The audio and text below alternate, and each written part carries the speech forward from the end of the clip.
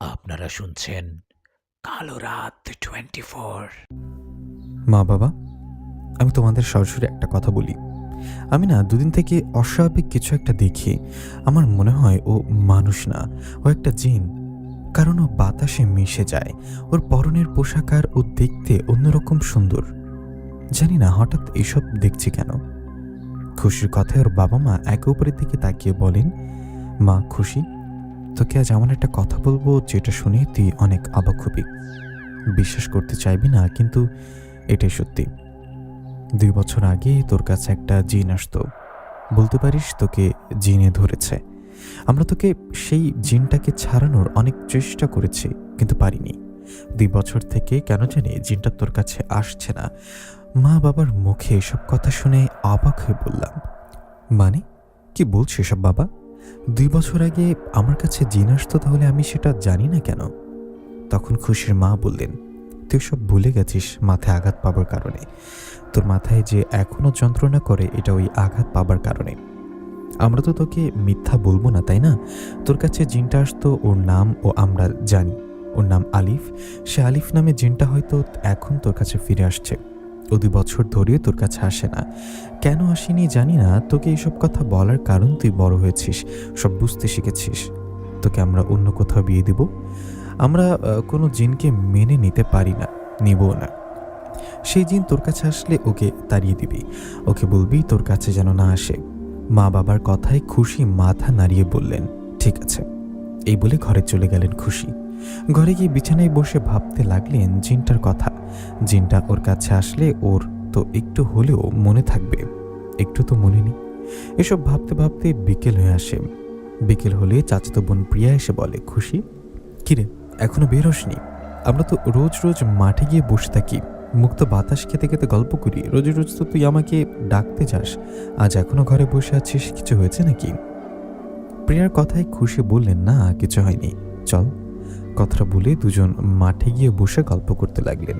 খোলা মাঠ, একদিকে বাচ্চারা খেলা করছে, দুজনে সেখানে বসে গল্প করার সময় খুশি হঠাৎ একটা জায়গায় ওই জিনটাকে দেখতে পারে। জিনটাকে দেখে মাথা নিচু করে খুশি প্রিয়াকে বলেন, প্রিয়া, এই প্রিয়া, ওদিকে তাকা, দেখ তো কেউ নেই। তখন প্রিয়া আশেপাশে তাকিয়ে বলেন, কোথায়, কে? এখানে তো কেউ নেই, তুই কার কথা বলিস? প্রিয়ার এরকম কথাই খুশি মাথা তুলে তাকিয়ে বলেন, আরে ওখানে তো কাউকে দেখছিলাম, কোথায় গেল? খুশি, কার কথা বলছিস? এখানে আমরা দুজন ছাড়া কেউ নেই, কি সব বলিস? প্রিয়ার কথার জবাবে খুশি বললেন, মানে কিছু না, তোর সাথে মজা করছিলাম, চল বাড়িতে যাই, একটু পর সন্ধ্যা নেমে আসবে। কথাটা বলে দুজনে চলে আসলেন বাড়িতে। বাড়িতে আসার পর খুশি আর কোথাও না গিয়ে মাকে রান্নার কাজে সাহায্য করলেন। এদিকে সন্ধ্যা পেরিয়ে রাত আসায় খাবার খেয়ে ঘরে গিয়ে শুয়ে রইলেন খুশি। খুশি ঘুমানোর পর একটা স্বপ্নে দেখলেন।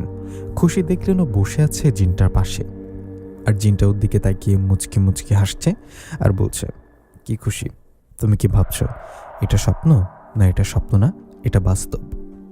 কথাটা বলে জিনটা খুশির কপালে হাত রাখে। জিনটা খুশির কপালে হাত রাখার পর খুশির মনে হলো ঘুম ভেঙে গেল। ঘুম ভেঙে যাবার সাথে সাথে খুশি দেখেন ও সত্যি সত্যি ও জিনটার পাশে বসে আছে। জিনটাকে পাশে দেখে ভয়ে খুশি চিৎকার করতে যাবে, এমন সময় জিনটা বললেন, এই ভয় পেও না, আমার কথা শোনো, শান্ত হও, আমি তোমাকে বাইরে নিয়ে আসছি, তোমাকে আবার ঘরে রেখে আসবো, একটু কথা বলো, একটু পর রেখে আসবো, ভয় পেও না। আলিফ জিনের কথায় খুশি ভয় পেয়ে বললেন, আপনি কে? আমাকে কেন দেখা দেন? কেন এখানে নিয়ে আসছেন আমাকে?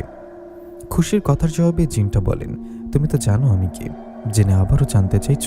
আমি জিন, আমার নাম আলিফ। তুমি নিশ্চয়ই তোমার মা বাবার কাছে আমার কথা শুনছো। জিনটার এরকম কথাই খুশি বললেন, হ্যাঁ শুনছে। মা বাবা বলেছে আপনার থেকে দূরে থাকতে। আপনার কোনো কথা আমার মনে নেই, মনে করতেও চায় না। আপনি আমাকে বাড়িতে রেখে আসুন আর চলে যান আমার জীবন থেকে। খুশির কথায় আলিফ জিন এমন একটা কথা খুশিকে বললেন যেটা শোনার পর অবাক হয়ে গেলেন খুশি। আলিফ জিন বললেন, খুশি, তোমার আমার বিয়ে হয়েছিল, তোমার ইচ্ছেতে আমরা বিয়ে করেছি। জানি এই কথাটা তুমি এখন কোনোভাবেই বিশ্বাস করবে না, কিন্তু এটাই সত্যি। তুমি আমার বউ, এই জিনের বউ। আমি তোমার জিন বর। তুমি হয়তো বলতে পারো আমরা বিয়ে করলে তোমার কিছু মনে নেই কেন, আমি এই 2 বছর তোমার কাছে আসিনি কেন? শোনো, তোমাকে সব ঘটনা খুলে বলি। ঘটনাটা শুরু হয় আজ থেকে 3 বছর আগে।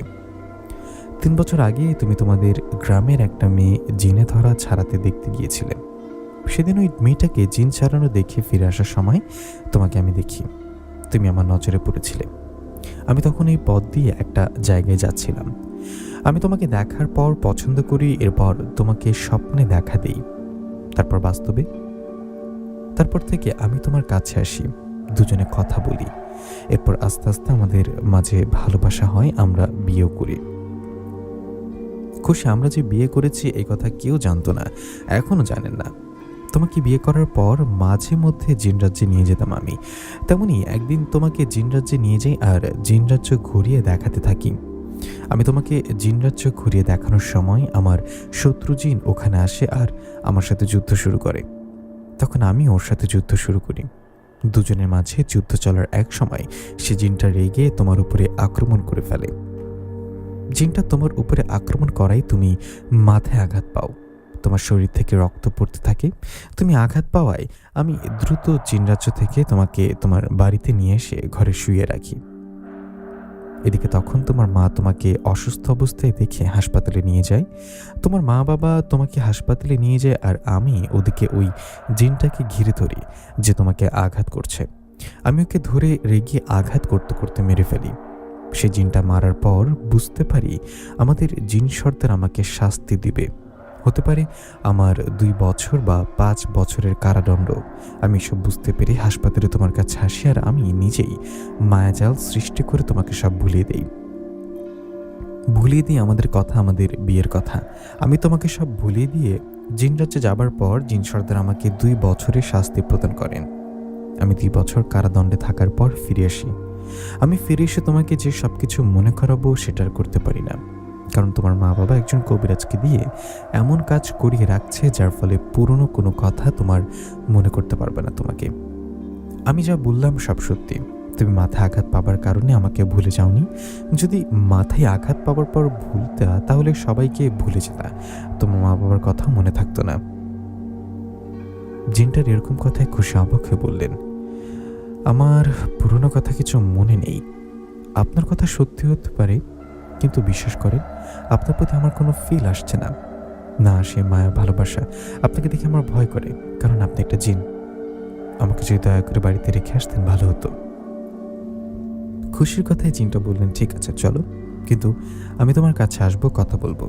তুমি আমার বউ, তোমাকে ছেড়ে কিভাবে দূরে থাকবো বলো। এই বলে আরিফ জিন খুশিকে ওর ঘরে রেখে চলে গেলেন। ঘরে এসে খুশি বাকি রাতটুকু না ঘুমিয়ে জেগে কাটিয়ে দিলেন। সকালবেলা খুশি আবার খাওয়ার সময় ওর মাকে বললেন, আচ্ছা মা, তোমরা আমাকে যে জিনটার কথা বলছো ওই জিনটার বিষয় কি সবটা জানো? ও কি শুধু আমার কাছে এমনি আসতো নাকি আমাকে বিয়ে করছে? তখন ওর মা বললেন, আমাদের জানা মতো এমনি আসতো, তোমাকে পছন্দ করতো তাই আসতো। এদিকে তখন খুশির বাবা বললেন, কেন হঠাৎ এই কথা জিজ্ঞাসা করছিস কেন? বাবার কথা জবাবে খুশি বললেন, বাবা আমি এই জিনটার সাথে কথা বলেছি। জিনটা আমাকে বলেছে 2 বছর আগে ও আমাকে বিয়ে করছে। কি কি বলিস এসব? তোকে বিয়ে করছে মানে? না না, এসব হয়তো ও মিথ্যা বলছে। তোর কথা বিশ্বাস করবি না আর ওর সাথে কোনো কথা বলবি না। তখন খুশি বললেন, ঠিক আছে। এই বলে খাবার খেয়ে ঘরে গেলেন। এদিকে খুশির মা খুশি বাবাকে বললেন, খুশি বাবা কি করবা? বিষয়টা তো ভালো লাগছে না। তখন খুশির বাবা বললেন, তুমি চিন্তা করো না, বেশি কিছু হবার আগে আমরা খুশিকে বিয়ে দিব। তুমি তো জানো আমাদের গ্রামের মেম্বার সাহেবের বড় ছেলে আমাদের মেয়ের জন্য পাগল, ওকে বিয়েও করতে চাই।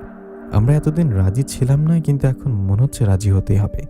আমি কালকে মেম্বার সাহেবের সাথে কথা বলবো এই বিষয়ে। খুশির বাবার কথা ওর মা রাজি হলেন। এদিকে রাতের বেলা খাবারের সময় খুশিকে জানিয়ে দেওয়া হলো মেম্বারের ছেলের সাথে ওর বিয়ের কথা ফাইনাল।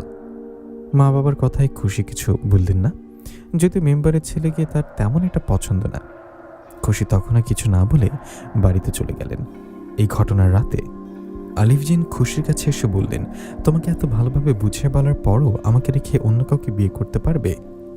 তখন খুশি বললেন, আপনাকে তো আমি বললাম আপনার জন্য আমার ফিলিংস আসে না, না আসে মায়া ভালোবাসা। তাছাড়া আমি মা বাবার কথার বিরুদ্ধে কখনো কথা বলিনি। কিন্তু খুশি মেম্বারের ছেলে ভালো না, তুমি পছন্দের বাইরে গিয়ে বিয়ে করবা। আলিফের কথায় খুশি বললেন, বললাম না, মা বাবার কথার বাইরে আমি যেতে পারবো না। আপনি বোঝার চেষ্টা করুন, আর দয়া করে চলে যান। খুশির কথায় চোখে পানি চলে আসলেন আলিফ জিনের। মন খারাপ করে জিনটা বললেন, আগে কত ভালোবাসত আমাকে, ভালোই ছিলাম আমরা, কিন্তু মাঝখানে বিপদ এসে এলোমেলো করে দিয়ে গেল। খুশি, তুমি আবার নতুন করে আমাকে ভালোবাসো, দেখবা ভালো লাগবে, সুখে থাকবে। কিন্তু খুশি কোনোভাবেই রাজি হয় না। খুশি রাজি না হওয়ায় জিনটা বললেন, তোমাকে পেয়েও হারিয়েছি, কিন্তু একেবারে হারাবো না। দেরিতে হলেও তোমাকে আবার ফিরে পাবো। আমি তোমাকে অন্য কারোর সাথে বিয়ে হতে দেব না। কথাটা বলে চলে গেলেন জিনটা। এদিকে মন খারাপ করে কিছুক্ষণ শুয়ে পরে ঘুমিয়ে গেলেন খুশি। পরের দিন সকালে খুশি ওর মাকে বললেন, মা বাবাকে দেখছি না, বাবা কোথায়? তখন ওর মা বললেন, তোর বাবা মেম্বার সাহেবের সাথে কথা বলতে গেছে, ওরা বিয়ের কথা বলতে আজ আসবে, অন্য দিন আসবে সেটা জানতে। মায়ের কথায় খুশি মন খারাপ করে বসে রইলেন। এদিকে বেশ কিছুক্ষণ পর খুশির বাবা এসে বললেন, খুশির মা, ওর আজকে সন্ধ্যায় আসবে, সন্ধ্যায় এসে খুশিকে দেখে বিয়ের ডেট ঠিকঠাক করে যাবে, তুমি সবকিছু গুছিয়ে রেখো। খুশির বাবার কথার মা তাই করলেন, সবকিছু ঠিকঠাক করলেন। এদিকে কথা মতো সেদিন রাতে মেম্বার ও ওনার ছেলেসহ আরও আরেকজন আসলেন। সবাই এসে কথাবার্তা বলে নাস্তা করলেন। নাস্তা শেষে মেম্বার বললেন, খুশিকে নিয়ে আসুন, ওকে দেখে বিয়ের দিনটা ঠিক করি। তখন খুশির বাবা খুশির মাকে ইশারা দিয়ে বলায় খুশির মা খুশিকে নিয়ে আসলেন। সবার সামনে এসে খুশি সালাম দিয়ে বসলেন। ওখানে বসার পর মেম্বার খুশিকে কিছু জিজ্ঞাসা করতে যাবে, এমন সময় খুশি হঠাৎ করে জ্ঞান হারিয়ে ফেলে। খুশি জ্ঞান হারানোর পর সময় ওকে পরে বিছানায় শুয়ে দেওয়া হয়। ওকে বিছানায় শুয়ে দেওয়ার পর ওর জ্ঞান ফেরানোর চেষ্টা করা হয়, কিন্তু কোনোভাবেই খুশির জ্ঞান ফেরানো যায় না। এদিকে অনেক চেষ্টার পর ওর জ্ঞান ফেরানো না গেলে মেম্বার সাহেব খুশির বাবাকে বলেন, ভাই, খুশিকে শুয়ে রাখুন, কাল হয়তো জ্ঞান ফিরবে, কাল আমার ছেলে এসে খোঁজ নিয়ে যাবে। যদি খুশি সুস্থ থাকে তো বিয়ের দিন ঠিক করে যাবো আপনাদের, এবং জানানোও যাবে। কথাটা বলে চলে গেলেন মেম্বার সাহেব, ওনার ছেলে সহ সবাই। ওরা চলে যাবার পর হঠাৎ করে আবার খুশির জ্ঞান ফিরে যায়। খুশির জ্ঞান ফেরার সাথে সাথে খুশি বলে, মা, কি হয়েছিল আমার? তখন খুশির মা বলেন, তুই হঠাৎ করে জ্ঞান হারিয়ে ফেলেছিলি, তোর মনে নেই? না মা, মনে নেই, জানি না হঠাৎ কি হলো। আমি দেখলাম আমি বসে আছি আলিফ জিনের পাশে, এরপর এই তো এখন হুঁশ আসলো। মেয়ের কথায় খুশির বাবা চিন্তিত হয়ে পড়েন। খুশি তাহলে এমনই জ্ঞান হারিয়ে ফেলেনি, জিনটা এসব করছে। খুশি চিন্তা করবে বলে ওর বাবা আর তেমন কিছু না বলে বললেন, চিন্তা করিস না মা, সব ঠিক হয়ে যাবে, ঘুমা তুই। কথাটা বলে খুশি মা বাবা তাদের ঘরে গেলেন। ওরা ঘরে গিয়ে খুশির মা বললেন, এখন কি হবে খুশির বাপ? জিনটা তো খুশির বিয়ে হতে দিচ্ছে না। মেম্বার সাহেব যদি এসব শুনে যে আমাদের মেয়ে জিনে ধরা, তাহলে তো ওনার ছেলের সাথে বিয়ে দিবে না। তুমি কিছু একটা করো না। খুশির মায়ের কথার বাবা বললেন, আমার মনে হয় কোনো কবিরাজের কাছে যাওয়া উচিত। কালকে কোনো কবিরাজকে নিয়ে আসবো বাড়িতে, বা আমি কোনো কবিরাজের বাড়িতে যাব। তখন খুশির মা বললেন, হ্যাঁ তাই করো, হোক একটা ভালোই হবে, কাল কবিরাজের বাড়িতে যাবা। এই বলে দুজন ঘুমিয়ে গেলেন। এদিকে পরের দিন সকাল হলে মেম্বার সাহেবের ছেলে আসলেন, যার সাথে খুশির বিয়ের কথা চলছে। ওর নাম শাকিল। তো মেম্বার ছেলে এসে খুশির বাবাকে বললেন, চাচা, এখন খুশির কি খবর, ও জ্ঞান ফিরছে? তখন খুশির বাবা বললেন, হ্যাঁ বাবা, জ্ঞান ফিরছে, বসো বাবা, এখনো বসো। তখন মেম্বারের ছেলে বসে বললেন, খুশিকে একটু ডাকেন তো, বাবা বলেছে ও কেমন আছে দেখে তারপর কথা বলতে। তখন খুশির মা খুশিকে ওখানে নিয়ে আসেন। খুশি মেম্বারের ছেলের সামনে এসে আবারও হঠাৎ করে জ্ঞান হারিয়ে ফেলেন। খুশি জ্ঞান হারানোর পর ওকে আবারও বিছানায় শুয়ে দেওয়া হয়। ওকে শুয়ে দেবার পর মেম্বারের ছেলে বলে, গতকাল রাতেও জ্ঞান হারালেন, আজকেও তাই হলো। খুশির কি কোনো সমস্যা আছে? থাকলে আমাকে বলতে পারেন। তখন খুশির বাবা মন খারাপ করে বললেন, আসলে বাবা, তোমাকে যে কিভাবে বলি, খুশির আসলে কোনো সমস্যা নেই, মানে শারীরিক অসুস্থ না। খুশিকে আসলে জিনে ধরেছে, ওই জিনটা চায় না খুশির বিয়ে হোক, তাই তুমি আশায় খুশি জ্ঞান হারিয়ে ফেলছে। আমি চাইছিলাম আজকে কবিরাজের বাড়িতে যাব, তার আগে তুমি আসলে। খুশির বাবার কথাই মেম্বারের ছেলে বললেন, ও এই কথা, এটা কোনো সমস্যা হলো? আমার পরিচিত একজন কবিরাজ আছে, আপনি আমার সাথে চলুন, জিনটার খবর করে ছাড়ব। ছেলেটার কথাই খুশির বাবা বললেন, ঠিক আছে চলো। এ বলে দুজনে চলে গেলেন একজন কবিরাজের কাছে। কবিরাজের কাছে যাবার পর মেম্বারের ছেলে শাকিল বললেন, শোনো কবিরাজ ভাই, আমার হবু বউকে জিনে ধরেছে। তুমি সব কিছু খোঁজ নিয়ে দেখো আর জিনটাকে ছাড়ানোর ব্যবস্থা করো।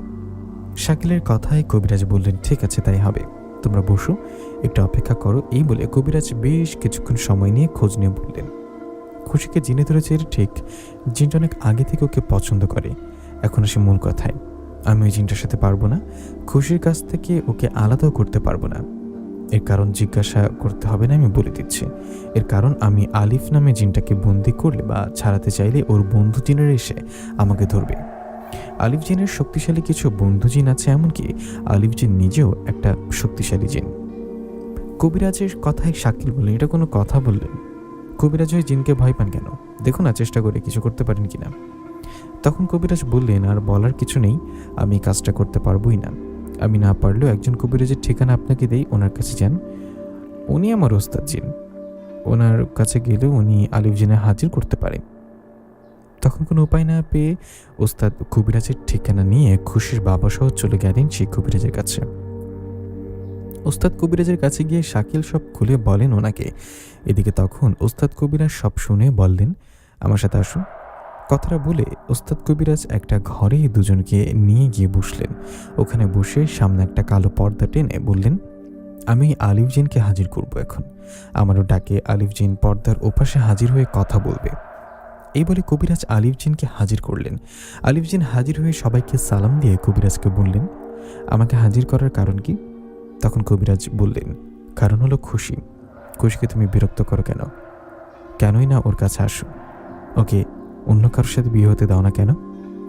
কবিরাজের কথার জবাবে জিনটা বললেন, কবিরাজ আপনি কি আপনার স্ত্রীকে অন্য কারোর সাথে বিয়ে হতে দিবেন?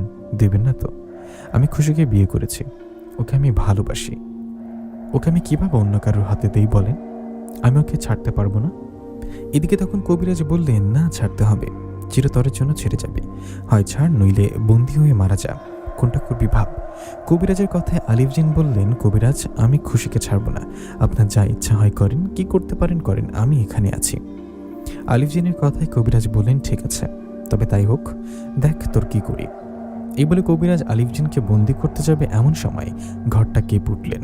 মনে হলো কেউ ঘরটা ধরে নাড়াচাড়া করছে, এই বুঝে ঘরটাকে ধরে উড়িয়ে নিয়ে যাবে। এরকম অবস্থা দেখে আলিফ জিন বললেন, কিরে কবিরাজ আমাকে বন্দি করবি না? কর, বন্দি কর। আমাকে বন্দি করার আগে ভাব যে ঘর উড়িয়ে নিয়ে যেতে পারে সে তোদের কি অবস্থা করতে পারে। তখন কবিরাজ কোনো উপায় না পেয়ে বলল, যা চলে যা। কবিরাজের কথায় আলিফ জিন সেখান থেকে চলে গেলেন। এদিকে তখন খুশির বাবা বললেন, কি হলো কবিরাজ সাহেব, আপনি ওকে যেতে দিলেন কেন? তখন কবিরাজ বললেন, এমনি তো আর যেতে দেয়নি, আপনারা বুঝতে পারেননি ওর সাথে ওর বন্ধু আসছিল, আমি বেশি কিছু করতে গেলে মেরে ফেলতো আমাকে। দেখুন আমাকে মাফ করবেন, আমি এই বিষয়ে আর কিছু করতে পারবো না, তবে আপনার আমারও একজন ওস্তাদ আছেন, ওনার কাছে যেতে পারেন।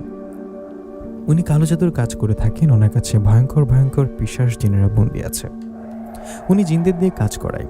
ওনাকে গিয়ে বললে আলিফ জিন সহ ওর বন্ধু সকল জিনদের বন্দি করবে আমার ওস্তাদ কবিরাজ।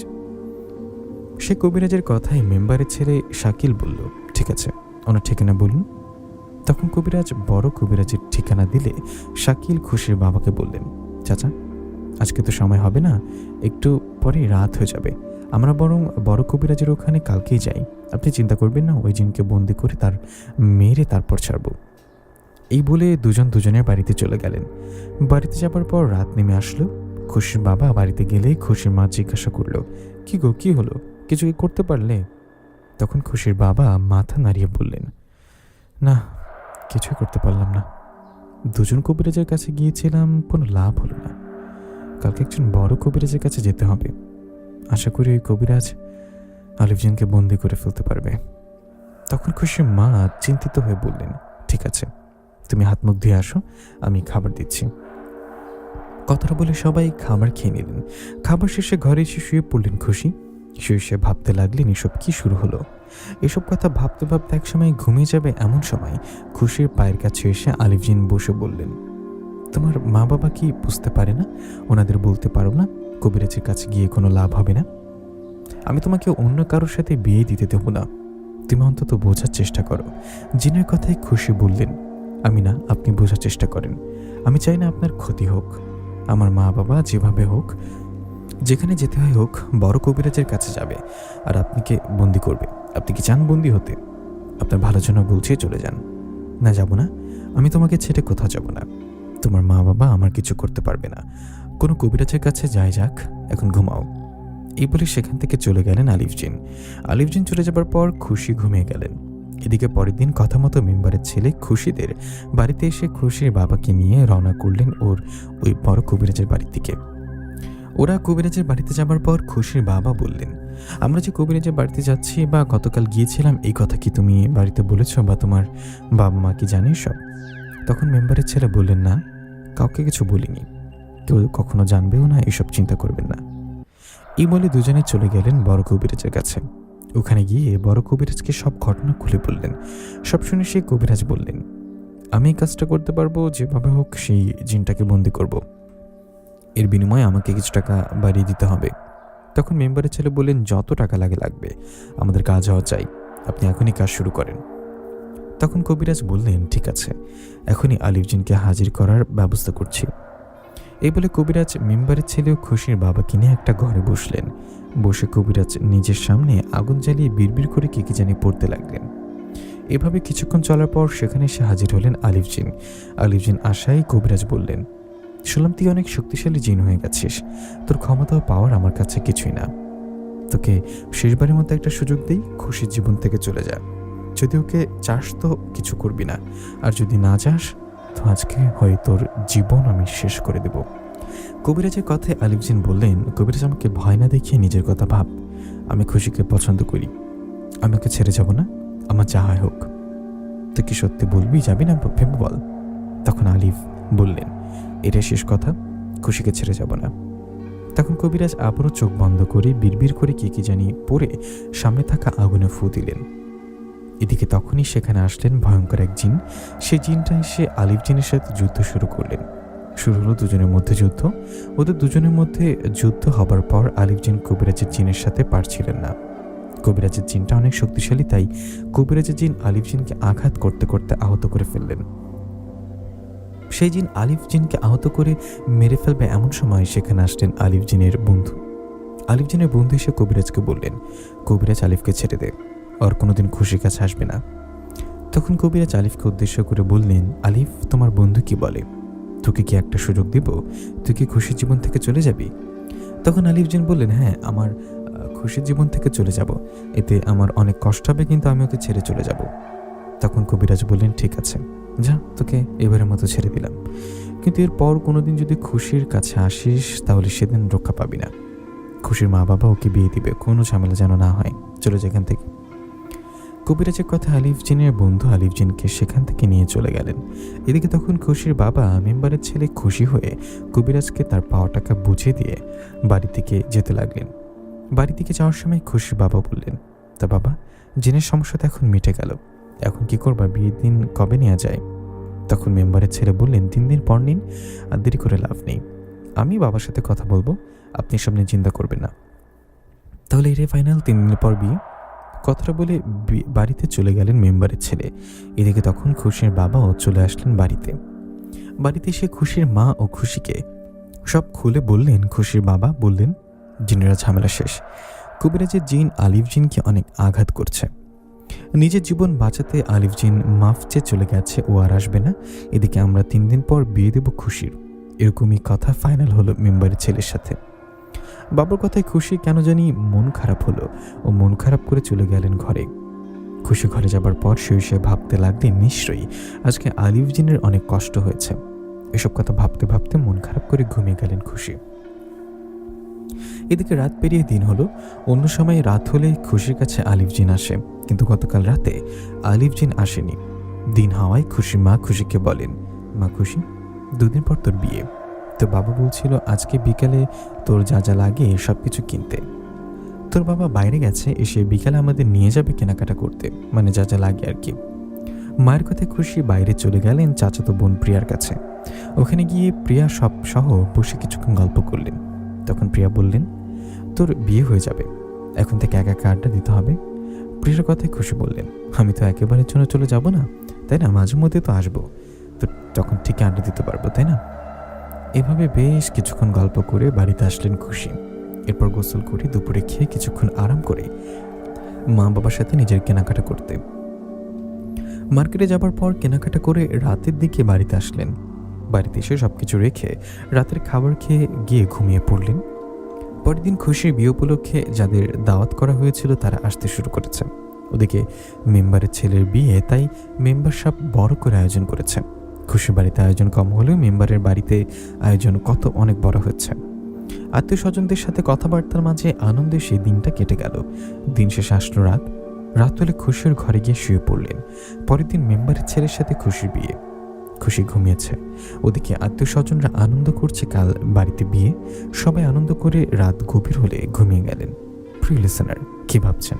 রাত পেরিয়ে সকাল হলে খুশির বিয়ে হবে, কিংবা আলিফ জিন এসে বিয়ের আগে খুশিকে ধরে নিয়ে যাবে? না, এরকম কোনো ঘটনা এখানে ঘটেনি। যে ঘটনাটা ঘটছে এটা কেউ আশা করেননি, কেউ বিশ্বাস করবেন না। কি সেই ঘটনা? চলুন জেনে নেই। রাত পেরিয়ে সকাল হলো। সকাল হলে খুশির মা খুশির দরজার সামনে গিয়ে ডাকতে লাগলেন, মা খুশি উঠ, আজকে সকাল সকাল উঠতে হবে। মায়ের ডাকে খুশি কোনো উপর দিলেন না। তখন খুশির মা আবারও ডাকতে লাগলেন। বারবার ডাকার পর যখন খুশি কোনো উত্তর দিলেন না, তখন খুশির মা খুশির বাবাকে ডাকলেন। তখন খুশির বাবা সহ আত্মীয় স্বজনরা এসে ডাকতে লাগলেন, কিন্তু খুশি দরজা খুললেন না। খুশি দরজা না খোলায় কোনো উপায় না পেয়ে সবাই মিলে দরজা ভেঙে ফেলল। সবাই মিলে দরজা ভেঙে ভেতরে এসে দেখলেন খুশি বিছানায় শুয়ে আছে। তখন খুশির মা খুশির কাছে গিয়ে ওর শরীরে হাত দিয়ে ঝাঁকি দিয়ে বললেন, মা খুশি উঠ মা। কিন্তু তখনও খুশি কিছু বললেন না। এদিকে খুশির শরীর বরফের মতো ঠান্ডা দেখে খুশির মা বললেন, এই খুশি বাবা, খুশির শরীর এরকম ঠান্ডা কেন? তখন খুশির বাবা খুশির হাত ধরে ওর নিঃশ্বাস চেক করে হাউমাউ করে কান্না করতে করতে বললেন, আমাদের খুশি আর বেঁচে নেই, ও মারা গেছে। কি? খুশি মারা গেছে? কথাটা বলে সবাই কান্না শুরু করলেন। সবাই কান্নার আশেপাশে সবাই দৌড়ে আসলেন। সবাই এসে অনেকেই খুশিকে দেখে বললেন, সত্যি খুশি মারা গেছে। যে বাড়িতে আজ বিয়ের আনন্দ হওয়ার কথা সেই বাড়িতে শুরু হলো দুঃখ। খুশি মারা গেছে। ওদিকে এই খবর মেম্বার সাহেব পাবার পর ওরা সবাই চলে আসছে। যুবতী একটা মেয়ে মারা গেলে তারা বিয়ের দিনে কে কান্না ধরে রাখতে পারে? সবাই কান্না করছে, কিন্তু আবেগ দিয়ে তো প্রিয় মানুষকে ধরে রাখা যায় না। কিন্তু নিয়ম কিছু সত্য আমাদের মেনে নিতে হয়। খুশি মারা যাওয়ার কয়েক ঘন্টা পর ওর জানাজা পড়িয়ে দাফন করা হয়। খুশিকে মাটি দেওয়া শেষে খুশির মা বাবা বাড়িতে এসে কান্না করতে থাকে। এদিকে আত্মীয় স্বজনরা সহ মেম্বার সাহেব সবাই খুশির বাবাকে সান্ত্বনা দিয়ে চলে যান। অনেক আত্মীয় সহ মেম্বার সাহেব চলে যাবার পর খুশির বাবা কান্না করতে করতে বলেন, আমার মেয়ের মৃত্যু নিশ্চয়ই অস্বাভাবিক, এটা স্বাভাবিক মৃত্যু না। রাগের মাথায় আমার মেয়েকে নিশ্চয়ই ওই আলিফ জিন মারছে, আমি ওকে ছাড়ব না, ওকে মরতে হবে আমার মেয়ের হাত মতোই। এই বলে খুশির বাবা মেম্বারের ছেলে সহ আরও দুজনকে একসাথে করে ওই বড় কবিরাজের কাছে পাঠায় আর বলে, ওই বড় কবিরাজ কত টাকা নিয়ে নিবে, ওনাকে আমার বাড়িতে এসে আলিফ জিনকে বন্দি করতে হবে, ওই কবিরাজকে নিয়ে আসো। খুশির বাবার কথায় মেম্বারের ছেলে দুজনকে নিয়ে চলে যায় বড় কবিরাজের কাছে। ওখানে যাবার পর কবিরাজকে বলে নিয়ে আসে খুশিদের বাড়িতে।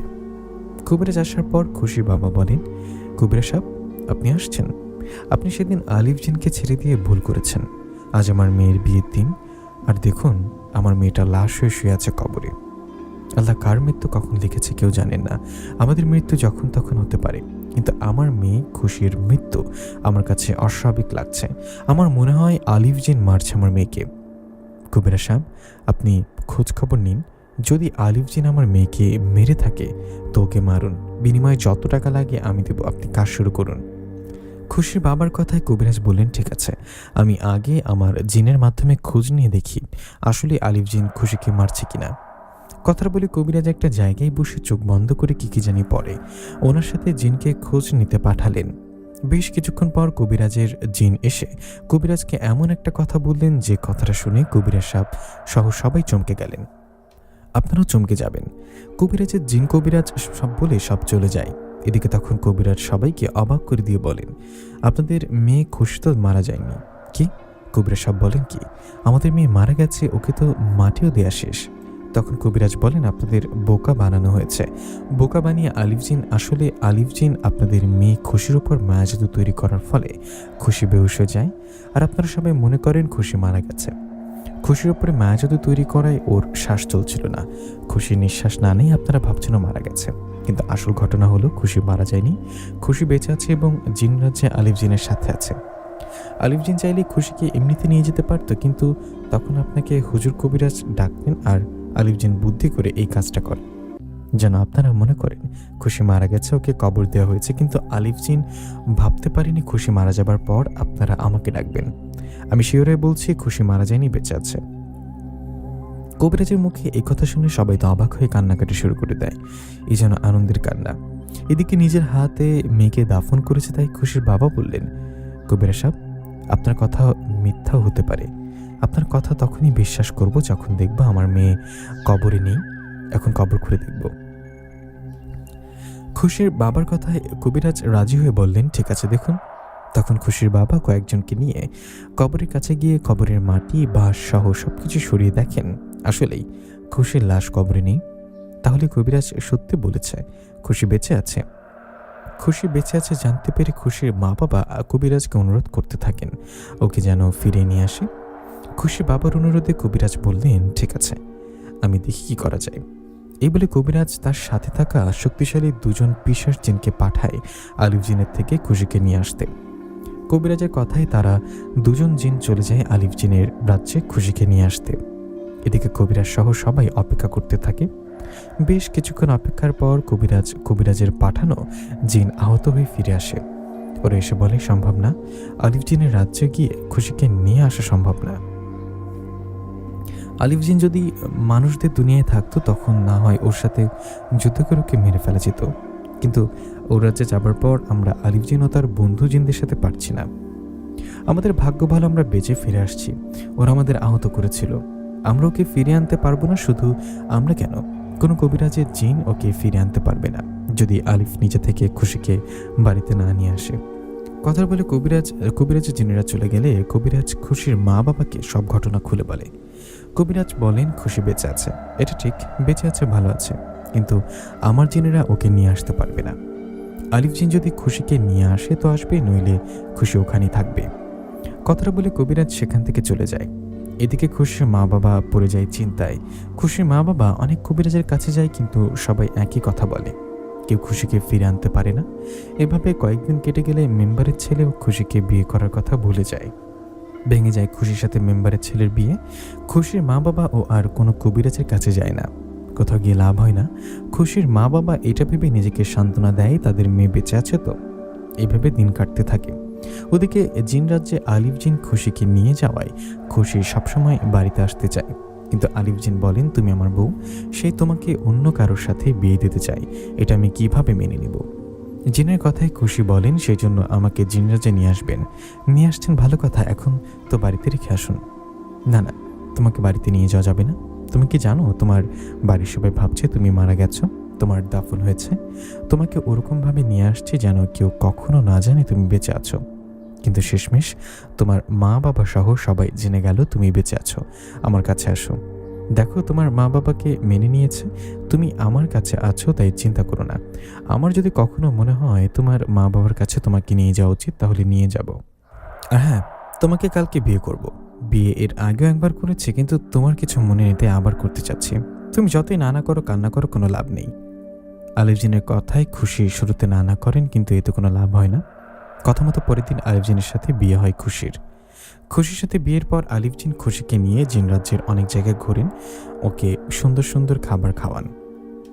খুশিকে অনেক ভালোবাসায় ও কেয়ারে রাখেন আলিফ জিন। এভাবে জিন রাজ্যে কেটে যায় 2টা মাস। 2 মাস পর একদিন খুশি কান্না করতে থাকেন। খুশির কান্না দেখে আলিফ বলেন, খুশি কান্না করছো কেন? তখন খুশি মন খারাপ করে বলেন, মা বাবার কথা অনেক মনে পড়ছে। তুমি কি আমাকে একটিবারের জন্য মা বাবার কাছে নিয়ে যাবে? কিছুদিন থেকে আবার ফিরে আসবো। খুশির কান্না দেখে মন গলে যায় আলিফ জিনের। তখন আলিফ জিন রাজি হয়ে খুশিকে নিয়ে আসে ওর বাড়িতে। খুশি বাড়িতে এসে দেখে ওর মা বাবা খুশিকে জড়িয়ে ধরে কান্না করতে থাকে।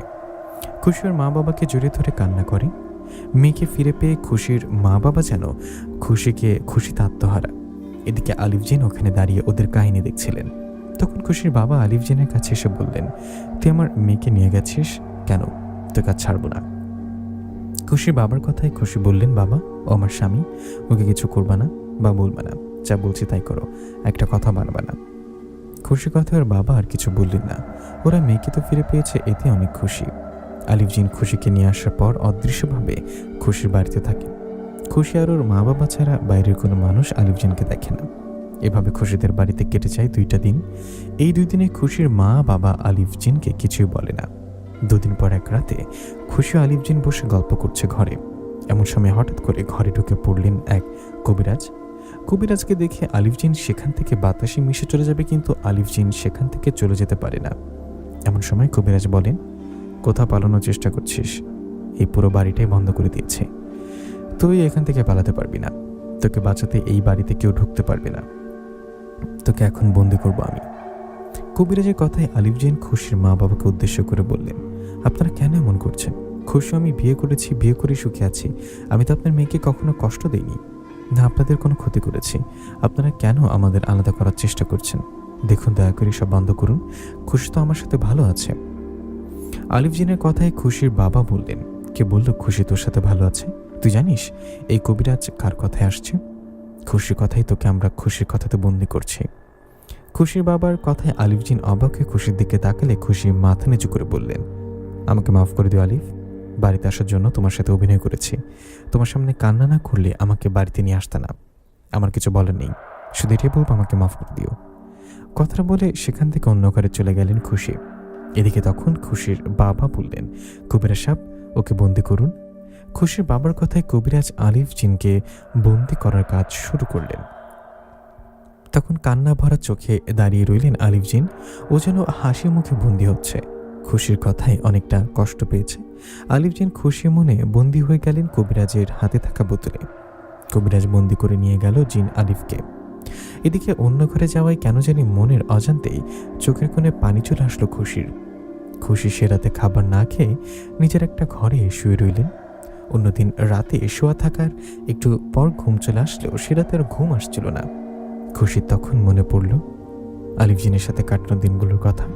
আলিফ জিন কত ভালোবাসে, জিন রাজ্য থাকার সময় কত কেয়ার করেছে। এসব কথা মনে হতে খুশির চোখ বেয়ে পানি পড়তে লাগলো। খুশি তখন বুঝতে পারলেন আসল ভালোবাসায় আলিফ জিনকে। রাত যত হচ্ছিল খুশির বুক ফেটে তত কান্না বাড়ছিল। খুশি বুঝতে পারলেন ও ভুল করেছে। ও কালকে ওই কবিরাজের কাছে যাবে আর বলবে আলিফ জিনকে ছেড়ে দিতে। এই ভাবনা মতো সে রাতে না ঘুমিয়ে কাটিয়ে দেন। এদিকে পরের দিন সকাল হলে খুশি ওর মা বাবাকে বলে, আমি আমার ভুল বুঝতে পারছি। আমি আলিফ জিনকে মুক্ত করব, ওর সাথে সংসারও করব। বাবা আমাকে কবিরাজের কাছে নিয়ে চলো। খুশির কথায় ওর বাবা বললেন, এসবের মানে কি? তুই ওকে বন্দি করালি, তুই মুক্ত করবি, তোর যা ভালো মনে হয় কর গিয়ে, আমরা আর যেতে পারবো না। মা বাবা রাজি না হয় খুশি একাই চলে গেলেন কবিরাজের কাছে। কবিরাজের কাছে গিয়ে বললেন, কবিরাজ সাহেব আমি আমার ভুল বুঝতে পারছি, আপনি আলিফ জিনকে মুক্ত করে দিন। খুশির কথা কবিরাজ বললেন, তা তো হবে না, কারণ আমি আলিফ জিনকে বোতলে বন্দি করার পর সে বোতলটা নদীতে ফেলে দিয়েছি। আলিফ জিন এখন নদীর তলদেশে ভাসতে ভাসতে কোথায় গেছে কে জানে। এই কথা শুনে খুশি কান্না করতে করতে বলেন, এখন তাহলে কি হবে? আপনি দেখুন না আলিফ জিনকে মুক্ত করতে পারেন কিনা। তখন কবিরাজ বললেন, আমি কেন? কোনো কবিরাজ আমার জানা মতে ওকে মুক্ত করাতে পারবে না। কবিরাজের সাথে থাকা জিনও পারবে না। যদি কোনোদিন কোনো মানুষ বোতলটা জালে পেয়ে ভেঙে ফেলে তখন মুক্ত হবে, তার আগে সম্ভব না। কবিরাজের কথায় কান্নায় ভেঙে পড়েন খুশি। খুশির কান্না করতে করতে বাড়িতে চলে আসেন। এই ঘটনার পরের দিন খুশি অনেক কবিরাজের কাছে যায়, কিন্তু কোনো কবিরাজের আলিফের সন্ধান দিতে পারে না। খুশি অনেক খোঁজাখুঁজি করে যখন কোনো লাভ হয় না তখন খুশি জানতে পারেন একজন হুজুরের কথা। হুজুরের কথা শুনে 2 দিন পর খুশি চলে যায় সেই হুজুরের কাছে। হুজুরের কাছে গিয়ে সালাম দিয়ে সব ঘটনা খুলে বলেন। সব শুনে হুজুর বলেন, দেখো মা, এটা সম্ভব না। বন্দি হওয়া জিনের খোঁজ ও ওকে মুক্ত করা এত সহজ না।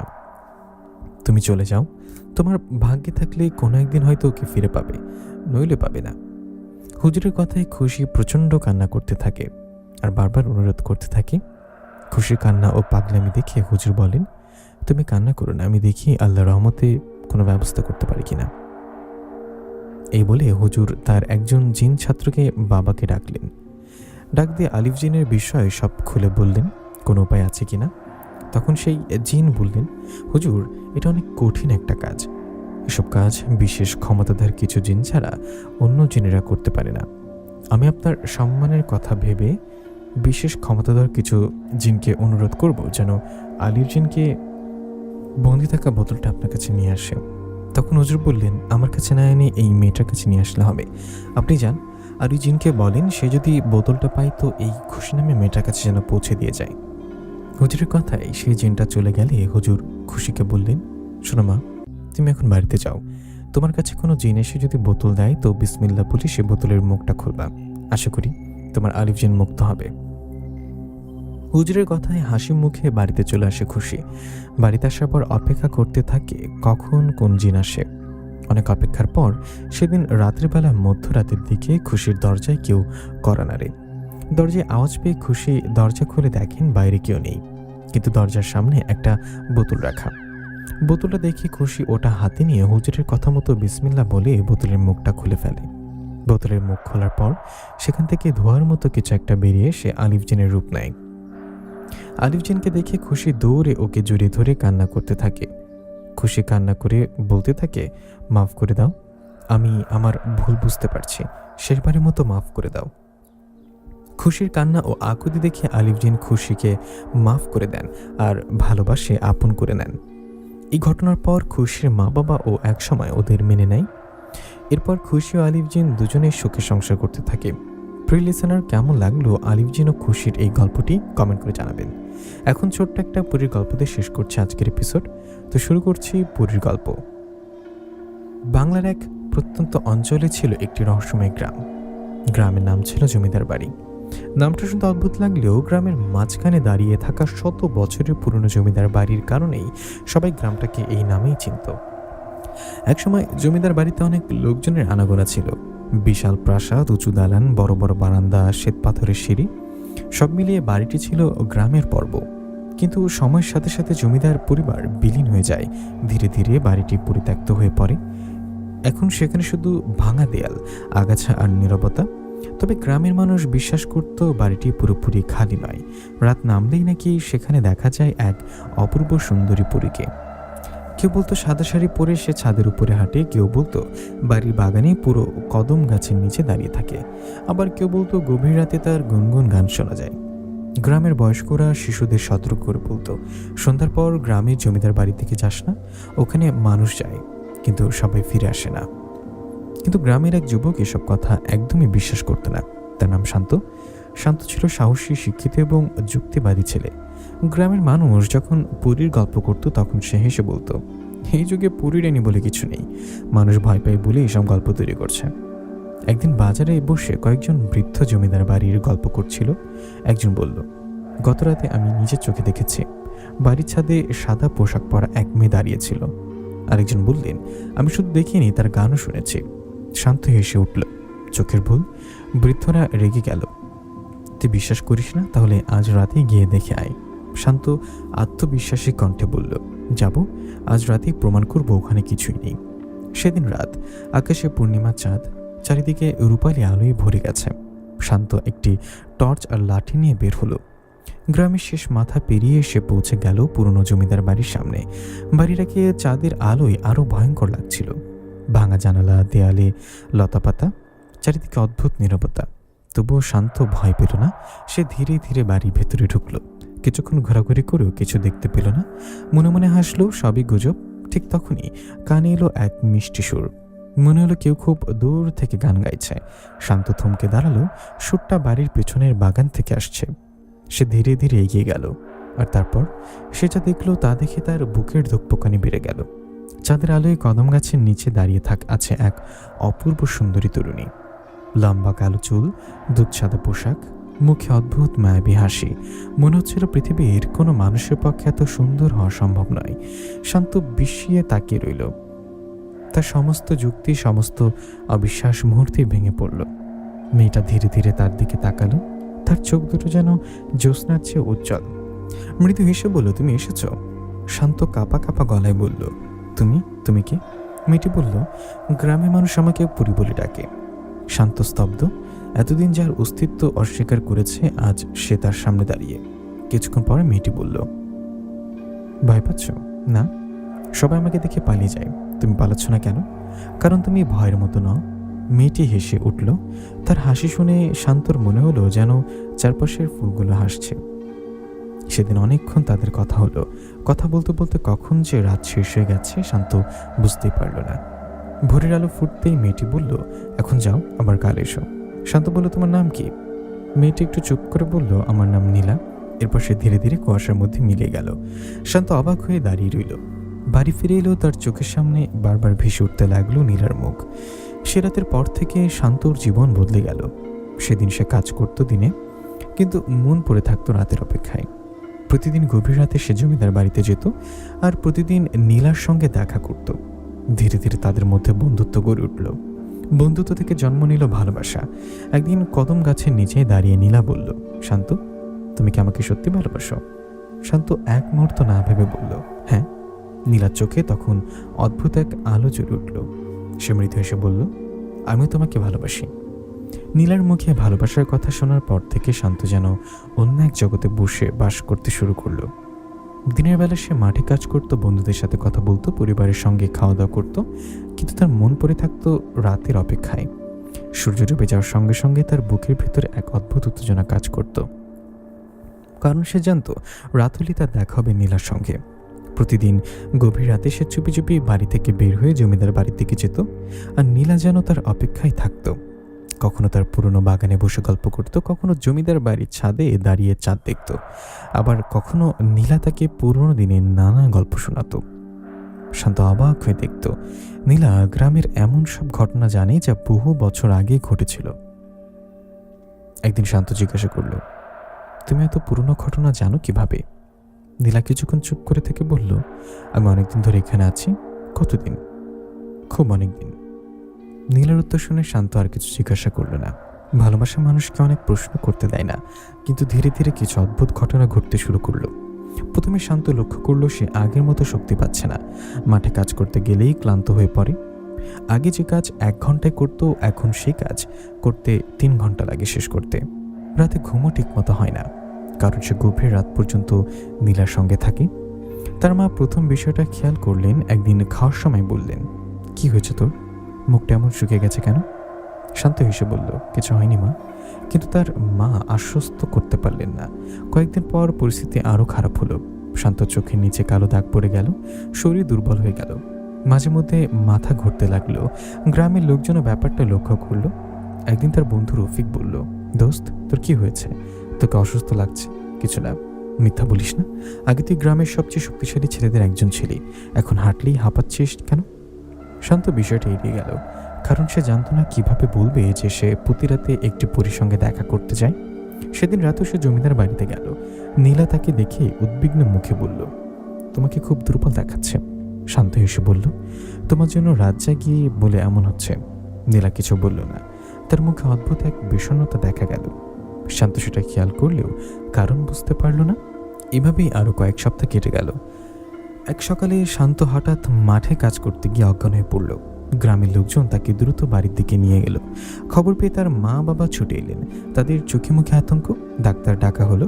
ডাক্তার এসে পরীক্ষা করে বললেন, শরীর খুব দুর্বল হয়ে গেছে, ভালো খাবার খাওয়ান, বিশ্রাম দিন। ওষুধ দেওয়া হলো, কিন্তু তাতে কোনো লাভ হলো না। দিনের পর দিন শান্ত আরও শুকিয়ে যেতে লাগলো। রাতে সে ঘুমের মধ্যে অদ্ভুত কথা বলতে, সব মাঝে মধ্যে কারো নাম ধরে ডাকতো, নীলা নীলা বলে। তার মা এই নাম আগে কখনো শোনেননি। একদিন গভীর রাতে তিনি শুনলেন শান্ত ঘুমের মধ্যে বলছে, আমি তোমাকে ছেড়ে যাব না। মায়ের বুক কেঁপে উঠল। পরদিন সকালে তিনি বিষয়টা স্বামীকে বললেন। শান্তর বাবা চিন্তিত হয়ে গেলেন। তিনি গ্রামের কয়েকজন বয়স্ক মানুষের সঙ্গে আলোচনা করলেন। সব কথা শুনে গ্রামের এক বৃদ্ধ বললেন, ছেলেটা কি জমিদার বাড়িতে যায়? এই প্রশ্ন শুনে সবাই চমকে উঠল। অনেক খোঁজাখুঁজির পর জানা গেল সত্যি সবাই ভ্রান্ত প্রায় প্রতিদিন রাতে জমিদার বাড়িতে যায়। এই কথা শুনে বৃদ্ধের মুখটা ফ্যাকাশে হয়ে গেল। তিনি বললেন, এটা ভালো লক্ষণ নয়। কেন? অনেক বছর আগে এমন ঘটনা ঘটেছিল।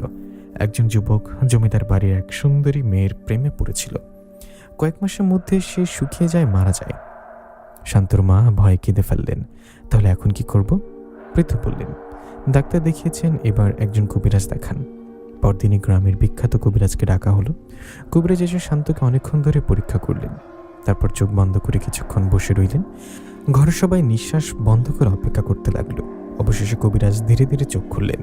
তার মুখের ভাব দেখে সবাই বুক কেঁপে উঠল সবার। তিনি গম্ভীর কণ্ঠে বললেন, এই ছেলের অসুখ সাধারণ অসুখ নয়। শান্তর মা কাঁদতে কাঁদতে বললেন, তাহলে কি হয়েছে? কবিরাজ নিচু স্বরে বললেন, ওকে কোনো অশরীরী শক্তি আঁকড়ে ধরেছে। ঘরের সবাই স্তব্ধ। কি বলছেন? প্রতিদিন রাতের বেলা যে মেয়ের সঙ্গে ও দেখা করে সে মানুষ নয়। শান্ত যে এতক্ষণ চুপচাপ শুয়েছিল হঠাৎ উঠে বসে চিৎকার করে পড়ল, মিথ্যা, নীলা খারাপ নয়। কবিরাজ তার দিকে তাকালেন, তারপর বললেন, তুমি যাকে পরি ভাবছ সে পরি নয়, সে একটি ভয়ঙ্কর ডাইনি। ঘরের ভিতর যেন বজ্রপাত হলো। শান্তর মা ভয়ে চিৎকার করে উঠলেন, আর শান্তর বুকের ভিতর শুরু হলো এক ভয়ঙ্কর দ্বন্দ্ব। সে কি বিশ্বাস করবে তার প্রিয় নীলাকে, নাকি বিশ্বাস করবে কবিরাজকে? কিন্তু সবচেয়ে ভয়ঙ্কর বিষয় হলো কবিরাজের চোখে তখন স্পষ্ট আতঙ্কেও, কারণ তিনি বুঝতে পারছেন এই ডাইনি সাধারণ কোনো ডাইনি নয়, আর তাকে তাড়ানো মোটেও সহজ হবে না। কবিরাজের মুখে নীলাকে ডাইনি বলার পর পুরো বাড়িতে আতঙ্ক ছড়িয়ে পড়ল, কিন্তু শান্ত কিছুই করতে পারছে না। তার কাছে নীলা ছিল একজন কোমল মনের সুন্দরী এবং ভালোবাসার মেয়ে, যে কখনো তার ক্ষতি করতে পারে না। সেদিন রাতে সবাই যখন ঘুমিয়ে পড়ল তখন শান্তর মাথার মধ্যে কিছু ঘুরপাক কাটছিল কবিরাজের কথা। সে পরিণয় ডাইনি, কথাগুলো বারবার কানে বাজছিল। অবশেষে গভীর রাতে সে চুপে চুপে বাড়ি থেকে বের হয়ে জমিদার বাড়ি থেকে রওনা দিল। কবিরাজ কঠোরভাবে নিষেধ করেছিল, কিন্তু শান্ত নিজের চোখে সত্যিটা জানতে চেয়েছিল। পূর্ণিমার আলোয় পুরনো জমিদার বাড়িটা আজ আরও রহস্যময় লাগছিল। বাড়ির ভাঙা ফটক পেরিয়ে বাগানে যেতেই সে দেখল নীল কদম গাছের নিচে দাঁড়িয়ে আছে, কিন্তু আজ তার মুখে কোনো হাসি নেই, বরং তাকে খুব চিন্তিত দেখাচ্ছিল। শান্ত কাছে গিয়ে বলল, নীলা, একটা কথা জিজ্ঞাসা করব, করো। তুমি কি সত্যি পড়ি? প্রশ্নটা শুনে নীলা কয়েক মুহূর্ত চুপ করে রইল, তারপর ধীরে ধীরে বলল, তুমি হঠাৎ এমন প্রশ্ন কেন করছো? আজ একজন কবিরাজ আমাদের বাড়িতে এসেছিল। নীলার চোখের দৃষ্টি হঠাৎ বদলে গেল। সে কি বলছে? সে বলেছে তুমি পরি নও, তুমি ডাইনি। কথাটা শোনা মাত্র চারপাশে বাতাস যেন ভারী হয়ে উঠল। কিছুক্ষণ নীলা কোনো কথা বলল না, শান্ত তার মুখের দিকে তাকিয়ে রইল। তারপর নীলা নিচু স্বরে বলল, তুমি কি তাকে বিশ্বাস করো? আমি জানি না, আর আমি তোমাকে বিশ্বাস করতে চাই। নীলার চোখে পানি চলে এলো। সে বলল, তাহলে আমাকে বিশ্বাস করো, আমি তোমার কোনো ক্ষতি চাই না। শান্ত হাত ধরল, আমি তোমাকে ছেড়ে যাব না। সেদিন নীলা অদ্ভুতভাবে আবেগপ্রবণ হয়ে পড়েছিল, কিন্তু শান্ত বুঝতে পারেনি কেন তার চোখে এত ভয়। অন্যদিকে গ্রামের কবিরাজ বিষয়টা নিয়ে চিন্তায় পড়ে গেলেন। পরের দিন তিনি জমিদার বাড়ির ইতিহাস খুঁজতে শুরু করলেন। গ্রামের সবচেয়ে বৃদ্ধ মানুষদের কাছ থেকে নানান তথ্য সংগ্রহ করলেন, আর ধীরে ধীরে বেরিয়ে আসতে লাগলো এক ভয়ঙ্কর তথ্য সত্য। প্রায় 100 বছর আগে সে জমিদার বাড়িতে থাকতো এক যুবতী। তার নাম ছিল নূরজাহান। সে ছিল অসাধারণ সুন্দরী। তার সৌন্দর্যের কথা আশেপাশের অনেক গ্রাম ছড়িয়ে পড়েছিল, কিন্তু সেই সৌন্দর্য একসময় তার সর্বনাশ ডেকে আনে। লোকে মুখে প্রচলিত ছিল নূরজাহান নিষিদ্ধ কালো জাদু শিখেছিল। সে চেয়েছিল চিরযৌবন আর অমরত্ব, কিন্তু সে সাধনার ফল হয়েছিল ভয়ঙ্কর। এক রাতে কালো জাদুর এক ভয়াবহ আচার চলাকালে আগুন লেগে যায়, আর সে আগুনেই তার মৃত্যু হয়। মৃত্যুর পর তার আত্মা মুক্তি পায়নি, বরং আরও শক্তিশালী অশুভ সত্তায় পরিণত হয়। বৃদ্ধরা বলেন, তারপর থেকে মাঝে মাঝে লোকজন ওই সুন্দরী মেয়েকে দেখত। সে প্রথমে ভালোবাসার অভিনয় করত, তারপর ধীরে ধীরে মানুষের জীবন শক্তি শুষে নিত। এই কথা শুনে কবিরাজের মুখ কঠিন হয়ে গেল। তিনি বুঝলেন শান্ত এখন মারাত্মক বিপদের মধ্যে আছে। সেদিন সন্ধ্যায় তিনি শান্তর বাড়িতে এলেন। কি আশ্চর্য বিষয়! তিনি বাড়িতে এসে দেখলেন শান্ত নেই। মা কাঁদতে কাঁদতে বললেন, আবার জমিদার বাড়িতে গেছে। কবিরাজের সঙ্গে কিছু তাবিজ, পবিত্র পানি আর মন্ত্রপাঠের সরঞ্জাম নিয়ে রওনা দিলেন। এদিকে শান্ত তখন নীলার সঙ্গে জমিদার বাড়ির ছাদে বসেছিল। নীলা আকাশের দিকে তাকিয়ে বলল, যদি একদিন আমি হারিয়ে যাই, আমি তোমাকে খুঁজে বের করব। যদি সবাই বলে আমি খারাপ, তবু বিশ্বাস করব। নীলা চোখ বন্ধ করল, মনে হলো সে কাঁদছে। ঠিক তখনই চারপাশ থেকে হঠাৎ তীব্র বাতাস বইতে শুরু করলো। ছাদের দরজার দিকে তাকিয়ে শান্ত দেখল কবিরাজ দাঁড়িয়ে আছে, তার হাতে জ্বলন্ত স্তূপ, মুখে মন্ত্র। তিনি গর্জে উঠলেন, অশুভ আত্মা, ছেলেটাকে ছেড়ে দেন। নীলা মুখ মুহূর্তে বদলে গেল। তার চোখ দুটো অস্বাভাবিক লাল হয়ে উঠল, চুলগুলো বাতাসে উঠতে লাগলো, আর সেই মধুর কণ্ঠস্বর মুহূর্তের মধ্যে ভয়ঙ্কর হয়ে গেল। চলে যাও কবিরাজ। শান্ত হতভম্ব হয়ে গেল। সে জীবনে কখনো নীলাকে এমন দেখেনি। কবিরাজ মন্ত্র পড়তে পড়তে সামনে এগিয়ে গেলেন। তখনই পুরো জমিদার বাড়ি কেঁপে উঠল। চারপাশে অদ্ভুত শব্দ হতে লাগলো। ভাঙা জানলাগুলো নিজে থেকেই খুলে বন্ধ হতে লাগলো। হঠাৎ এক অদৃশ্য শক্তি কবিরাজকে ধাক্কা মেরে ছিটকে ফেলে দিল। তিনি সিঁড়ির কাছে গিয়ে পড়লেন। মুখ দিয়ে রক্ত বেরিয়ে এলো। তবু তিনি আবার উঠে দাঁড়ালেন। কিন্তু এবার ডাইনির শক্তি আরও ভয়ঙ্কর হয়ে উঠল। সে চিৎকার করে উঠতেই চারপাশে ঘূর্ণিঝড়ের মতো বাতাস বইতে লাগলো। কবিরাজ বুঝলেন আজ তিনি প্রস্তুত হয়ে আসেননি। এই ডাইনি তার ধারণার চেয়েও অনেক বেশি শক্তিশালী। তিনি শেষবারের মতো শান্তকে বললেন, ওখানে থেকে চলে আয়, নইলে তোর প্রাণ যাবে। কিন্তু শান্ত তখনও দ্বিধায়। সে একদিকে কবিরাজকে দেখছে, অন্যদিকে নীলাকে। আর সেই মুহূর্তে তার চোখের সামনে ঘটল ভয়ঙ্কর সবচেয়ে ঘটনা। নীলার সুন্দর মুখ এক ঝলকের জন্য বদলে গেল। সেখানে দেখা গেল এক বিকৃত ভয়ঙ্কর চেহারা। মুহূর্তের মধ্যে আবার আগের রূপে ফিরে এলো। কিন্তু সেই এক ঝলকে শান্তর বুক কাঁপিয়ে দেওয়ার জন্য যথেষ্ট ছিল। সে প্রথমবারের মতো ভাবতে শুরু করলো, কবিরাজ কি সত্যি ঠিক বলেছেন? আর যদি বলেন তাহলে সে এতদিন কাকে ভালোবেসেছে? অমাবস্যা রাত, আকাশে একটাও চাঁদ নেই, চারিদিক ঘন অন্ধকার, বাতাসে অদ্ভুত এক শীতলতা। গ্রামের মানুষ সেদিন সন্ধ্যা নামার আগেই ঘরের দরজা জানলা বন্ধ করে দিয়েছিল। সবাই জানতো আজ জমিদার বাড়িতে ভয়ঙ্কর কিছু ঘটতে চলেছে। এদিকে কবিরাজ শান্ত, শান্তর বাবা এবং গ্রামের কয়েকজন সাহসী মানুষ প্রস্তুত হয়ে জমিদার বাড়ি থেকে রওনা দিল। জমিদার বাড়ির সামনে পৌঁছাতেই তার অনুভব করলো চারপাশের পরিবেশ স্বাভাবিক নয়। হঠাৎ বাতাস বইছে, আবার মুহূর্তে সব শান্ত হয়ে যাচ্ছে। মনে হচ্ছিল কেউ যেন অন্ধকারের আড়াল থেকে তাদের দেখছে। কবিরাজ গম্ভীর কণ্ঠে বললেন, সবে সাবধানে থাকবে, আজ কোনো ভুল করা যাবে না। তারা ধীরে ধীরে বাড়ির ভেতরে প্রবেশ করল। পুরনো করিডোর পেরিয়ে একসময় তারা পৌঁছালো জমিদার বাড়ির সবচেয়ে পুরনো অংশে। সেখানে একটি বন্ধ ঘর ছিল। গ্রামের মানুষ বলতো বহু বছর ধরে কেউ ওই ঘরে প্রবেশ করেনি। ঘরের দরজা খুলতেই ধুলো আর পচা গন্ধ বেরিয়ে এলো। টর্চের আলো ফেলে সবাই দেখল ঘরের মাঝখানে একটি পুরনো কাঠের সিন্দুক রাখা। সিন্দুকের গায়ে অদ্ভুত সব চিহ্ন আঁকা। কবিরাজ সেটা দেখিয়ে বললেন, এই সিন্দুকেই ডাইনির শক্তির রহস্য লুকিয়ে আছে। তিনি মন্ত্র পড়তে পড়তে সিন্দুক খুললেন। ভেতরে ছিল একটি পুরনো আয়না। আয়নাটি অসাধারণ আয়নার মতো নয়, তার ভিতরে যেন কালো কুয়াশা ঘুরপাক খাচ্ছিল। ঠিক তখনই পুরো ঘর কেঁপে উঠল। এক বিকট চিৎকার চারিদিকে ছড়িয়ে পড়ল, থামো! মুহূর্তের মধ্যে ঘরের সামনে উপস্থিত হলো নীলা। কিন্তু আজ সে আগের মতো সুন্দরী পুরী নয়। তার চোখে লাল আগুনের মতো জ্বলছে, চুলগুলো বাতাসে উঠছে, মুখে ভয়ঙ্কর ক্রোধ। সে গর্জে উঠল, ওই আয়নায় হাত দেবে না! শান্ত কষ্ট ভরা চোখে তার দিকে তাকালো। নীলা! এক মুহূর্তের জন্য নীলার চোখে আগের সেই কোমলতা ফিরে এলো। সে শান্তর দিকে তাকিয়ে বলল, আমি তোমাকে ভালোবাসি, আমাকে ধ্বংস করো না। শান্তর বুকটা কেঁপে উঠল। সে সত্যি নীলাকে ভালোবেসেছিল। যদিও এখন জানে সে একজন ডাইনি, তবুও তার হৃদয়ের এক অংশ এখনও নীলার জন্য কাঁদছিল। কিন্তু তখনই কবিরাজ বললেন, ভালো করে তাকাও শান্ত, ওর কথা ভুল করো না। হঠাৎ নীলার চেহারা বদলে যেতে শুরু করলো। তার সুন্দর মুখের জায়গায় দেখা দিল এক ভয়ঙ্কর রূপ। চোখ কোটর থেকে বেরিয়ে আসছে, দাঁতগুলো লম্বা হয়ে গেছে, মুখ বিকৃত হয়ে গেছে, আর চারপাশে ছড়িয়ে পড়েছে অশুভ শক্তি। শান্ত তখন বুঝতে পারল কবিরাজ ঠিকই বলেছিলেন। নীলার ভেতরে মানুষের অংশ থাকলেও এখন সে এক ভয়ঙ্কর অশুভ শক্তির বন্দী। ডাইনি হঠাৎ প্রচণ্ড শক্তি দিয়ে আক্রমণ করলো। ঘরের জিনিসপত্র উঠতে শুরু করলো। দেয়ালের ইট ভেঙে পড়তে লাগলো। গ্রামের কয়েকজন ভয়ে বাইরে পালিয়ে গেল, কিন্তু কবিরাজ দাঁড়িয়ে রইলেন। তিনি চোখ বন্ধ করে মন্ত্র পড়তে শুরু করলেন। তার হাতে থাকা তাবিজগুলো চলচল করতে লাগলো। ডাইনি বাবার আক্রমণ করেছিল বারবার, কিন্তু এবার কবিরাজ প্রস্তুত ছিলেন। অনেকক্ষণ ভয়ঙ্কর লড়াই চলল। একসময় কবিরাজ চিৎকার করে বললেন, শান্ত, আয়নাটা ভেঙে ফেল। শান্ত দ্বিধায় পড়ে গেল, কারণ সে জানতো আয়না ভাঙলে নীলারও শেষ হয়ে যেতে পারে। নীলাও। ঠিক তখনই নীলা তার দিকে তাকালো। তার চোখে আবার মানুষের সেই কোমলতা ফিরে এসেছে। মৃদু কণ্ঠে বলল, শান্ত, আমাকে মুক্তি দাও। শান্তর চোখে পানি চলে এলো। নীলা, আমি অনেক বছর ধরে এই অভিশাপ নিয়ে বেঁচে আছি, আমাকে মুক্তি দাও।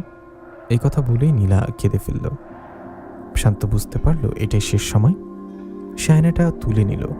ডাইনি প্রচণ্ড চিৎকার করে তার দিকে ছুটে এলো, কিন্তু ঠিক তখনই শান্ত সমস্ত শক্তিতে আয়নাটা মাটিতে আছাড় মারল। আয়নাটা হাজার টুকরো হয়ে গেল। সঙ্গে সঙ্গে পুরো জমিদার বাড়ি কেঁপে উঠল। ভয়ঙ্কর এক চিৎকার চারিদিকে ছড়িয়ে পড়ল। মনে হলো পুরো আকাশ কাঁপছে। তারপর সবকিছু হঠাৎ শান্ত হয়ে গেল। ঘরের ভেতরে এক অদ্ভুত আলো ছড়িয়ে পড়ল। সে আলোর মাঝে শান্ত দেখল নীলাকে, কিন্তু এবার তার মুখে কোনো ভয় নেই, কোনো অশুভ ছায়া নেই। সে আগের মতো সুন্দর, শান্ত এবং কোমল। নীলা মৃদু এসে বলল, ধন্যবাদ শান্ত, তুমি কি এখন মুক্ত? নীলা চোখের পানি মুছে বলল, আমিও না। এরপর ধীরে ধীরে তার শরীর আলোর কোনায় পরিণত হতে লাগলো। শেষ মুহূর্তে সে বলল, ভালো থেকো। তারপর সে মিলিয়ে গেল চিরতরে। সেদিনের পর জমিদার বাড়ি থেকে আর কখনো কোনো অদ্ভুত আওয়াজ শোনা যায়নি। কেউ আর কোনো পরিবার ডাইনি দেখেনি। আর শান্ত ধীরে ধীরে সুস্থ হয়ে উঠল, আর শরীরের দুর্বলতা দূর হলো। জীবন আবার স্বাভাবিক হয়ে গেল। তবে মাঝে মাঝে পূর্ণিমার রাতে সে জমিদার বাড়ির সামনে দাঁড়িয়ে আকাশের দিকে তাকিয়ে থাকত, কারণ সে জানত নীলা আর পৃথিবীতে নেই। কিন্তু তার জীবনের সবচেয়ে গভীর ভালোবাসার স্মৃতি হয়ে সে চিরকাল সে হৃদয়ে বেঁচে থাকবে। প্রিয় লিসেনার, কেমন লাগলো আমাদের প্রথম গল্পটি এবং দ্বিতীয় গল্পটি? যদি প্রথম গল্পটি ভালো লেগে থাকে তাহলে অবশ্যই কমেন্টে প্রথম গল্পের নাম উল্লেখ করে বলবেন, আর দ্বিতীয় গল্পটি ভালো লেগে থাকলে দ্বিতীয় গল্পের নাম উল্লেখ করে বলবেন। আর যারা যারা এখনও চ্যানেলটি সাবস্ক্রাইব করেনি তারা প্লিজ সাবস্ক্রাইব করে দিবেন এবং পাশে থাকা বেল আইকনটি প্রেস করে দিবেন। দেখা হবে পরবর্তী কোনো গল্পে। আল্লাহ হাফেজ।